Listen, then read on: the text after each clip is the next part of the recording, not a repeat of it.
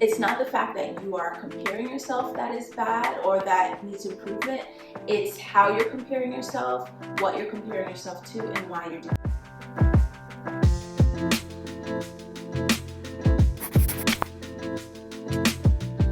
Hey there, welcome back to my channel. So today I'm talking about comparison. I have my notes here, my small tiny little notebook that my kids like to draw in. But okay, so I'm going to be glancing at my notes and we'll just talk about it. We'll have a chat about comparison. I wish I had tea here or something.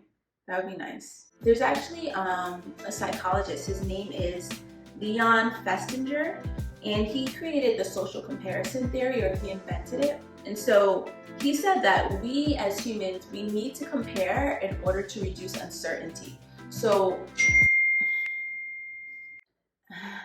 I am so distracted.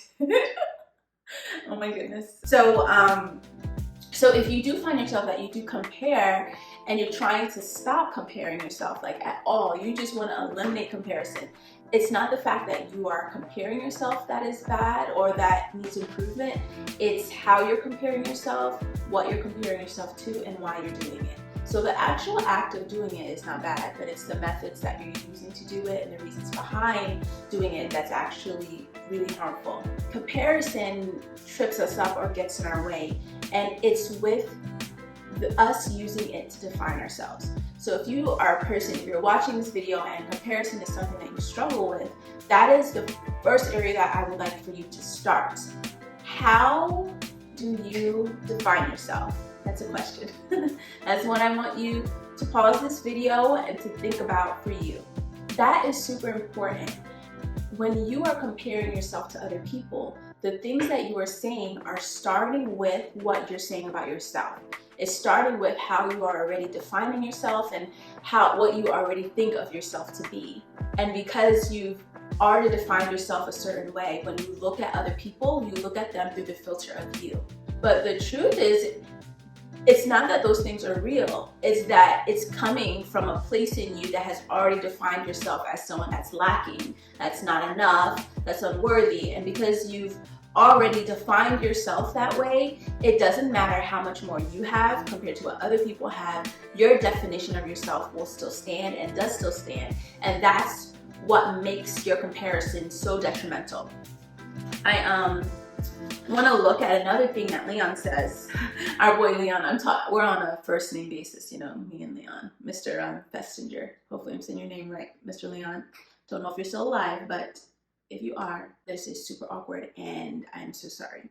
So he says that the more similar that you are to a person in a way that you believe is important, is the more likely that you are to compare yourself to that person.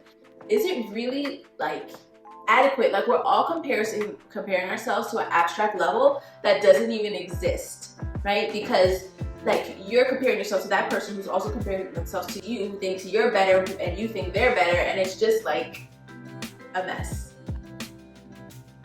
This is the wrong way to stop comparing yourself. So if you compare yourself to someone else and you're like, I'm just gonna stop. I'm gonna stop comparing myself. I'm gonna stop thinking of the person. I'm just gonna avoid them, like get them out of my space, like not even, because I'm just ending this.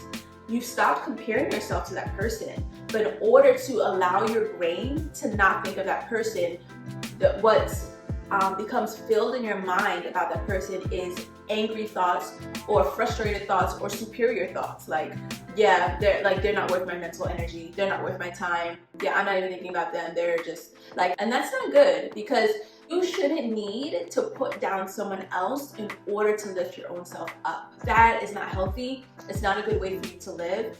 You should be able to lift yourself up without having to step on other people mentally. Comparing yourself to someone in order to improve the quality of your work is not a bad thing. It's actually a good thing. That's how we improve. That's how we get better. Because we're like, oh wait, I could do that too. I didn't even think to do that, but I could push myself to do that too. So that is the good thing about comparison. That's a good comparison. But when it's detrimental is when you use it to push and to influence who you are. It's that I am not great. Not that my work isn't great. Not that what I'm producing isn't great. you're using comparison to confirm what you already believe about yourself. So that's why in the beginning we talked about how do you define yourself, because what you already think about yourself is what you are using comparison to confirm in you. So, and the thought may not have come from you. It could have been someone told you this about your personality, someone told you this about who you are. Like you picked up this belief from somewhere about yourself, right? And so you've been living and you have these beliefs about who you are. And so when you're comparing, when you find yourself comparing, it's your mind subtly looking for evidence to confirm what you already believe is true. Yeah, look how good they're doing. Look how far ahead they are. Look how old they are when achieving that. See, yeah, like I know, like you're not doing well. I know, like you couldn't do anything. I knew this would happen. Like our mind is consistently looking for proof to confirm or affirm our own beliefs. And so the first, I don't know, is this the first? But one of the ways that I always suggest, or that helps me with not comparing, with comparison, is I have to work on my own core beliefs. I have to work on what I believe in myself. I have things like this here that says validated. Actually, I wrote these, and there's one that says validated, you are loved, today's my day, and believe. They're all like prints like this that you can keep on your desk to help you remind yourself of who you are and redefine yourself every day, every moment that you need it. Before I even just do these recordings, sometimes when I'm sitting down to do work, like I read this one especially about validation because I need to remind myself that I'm already validated. So it doesn't matter how many views I get on this video, it doesn't matter how many people like or share it, it doesn't matter when I send my emails how many open it. Of course, it's important for my business. And if you're not on my email list, click the link in my... Should I keep that? I don't know. But of course these things are important for my business, but it's not important for who I am as a person. It shouldn't let it define me because I'm already validated. But I have to constantly read things to remind myself of things and to reframe my beliefs, because I've held those beliefs for so long that they don't easily just go away. So I have to constantly remind myself and create new paths in my mind, believing true things about who I am. For example, have you ever looked at a car or a book, something you've never heard of, right? And now you look at pictures, you listen to them, and you're like, wow, this is cool, I kind of like this, and now it's in your head. Then all of a sudden, you see it everywhere. Everybody's mentioning their name. You see the car in every store parking lot. You hear the person's name suggested by random people online that never talked about them before, or so you thought. The difference that happened is not that all of a sudden they just plop, appeared in your world and because you thought of it, they just came in abundance. They were always there. But you didn't have it in your mind, so your mind wasn't looking for that type of proof to validate the existence of it. And so sorry, I thought the candle was burning my plant. So the same happens with your thoughts. It happens with your mindset, with what you believe about yourself. If for years you believe that you can't talk, you're ugly, you're just not good enough, you just believe that you can't, you believe you weren't, you believe you're not enough. For years you believe that about yourself. Your mind was consistently finding proof to validate that, right? And so you never saw the proof to validate the good. But when you start reframing and putting into your mind new beliefs and new understandings like this, right? Like reading things. I'm not saying you have to read my things, but I mean things that help to validate you. When you start putting them in your mind consistently, your mind starts to look for proof of those things. That leads me to my next question that's here in my notes. What are your self-views? So I want you to think about that, because you're not comparing yourself to other people. You're comparing the idea of yourself to other people. And that just, I'm repeating myself and saying the same thing, kind of just in different ways. Because your self-view is what matters more than the fact that you're comparing yourself. So what are your self-views? How do you see yourself? it goes with the same thing. What do you believe about yourself? I'm just trying to say the same thing in different ways so that I can kind of hone it in so that you get what I'm saying. That it is about how you see you, what you believe about you looking for evidence to confirm your identity and what you believe about yourself. It is not the actual fact that you compare, it's the fact that you see the inadequacies in your own self, and that is where the destruction is actually happening. I want you to think of the situation or the scenario in which you are comparing yourself most often, where you feel the most insecure and icky.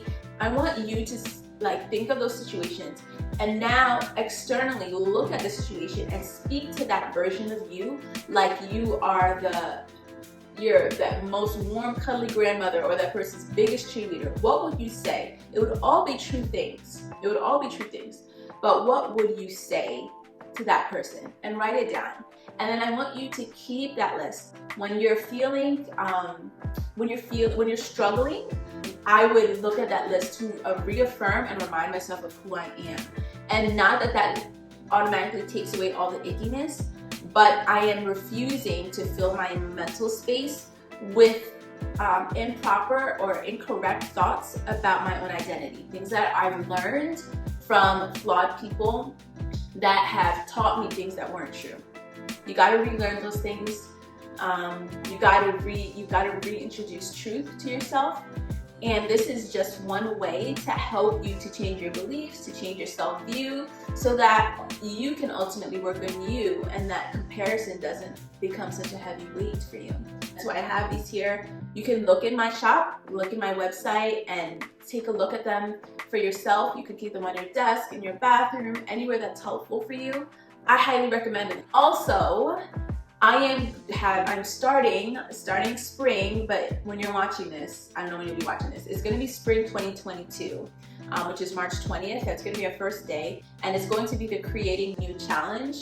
I'm going to also, if you're watching this outside of, let's say it's future years ahead or whatever, I'm going to also create an automation for this challenge. So if you can't do it live with me, you would just subscribe to the link in the bio, just sign up. But what is this Creating New Challenge? It's us working on creating new pathways in our mind to help us think better thoughts about ourselves, change our core beliefs, work through our fears, our insecurities, so that we can embrace and become our own version of self and be okay with that person, to love that person, to accept that person, to see the potential in that person, and to want more for that person.